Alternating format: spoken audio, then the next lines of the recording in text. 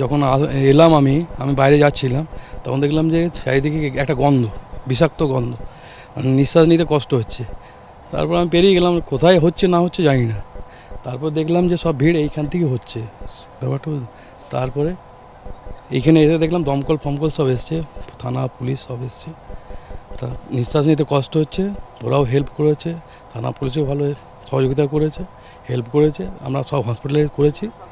আমরা এসে চারিদিক থেকে খোঁজাখুঁজি করার পরে কোথাও পাইনি। লাস্টে দেখা গেল এখানে পাতা টাতাগুলো হলুদ টলুদ হয়ে গেছে বা একটু নাড়ানাড়ি করছে। পুলিশও ছিল সাথে, দমকল কর্মীরাও এসে ওটাকে সরিয়ে দেওয়া হয় এবং এ ধরনের বিষাক্ত গ্যাস ছড়িয়ে পুরো এলাকাটা একটা ত্রাসের সৃষ্টি হয়ে গেছে।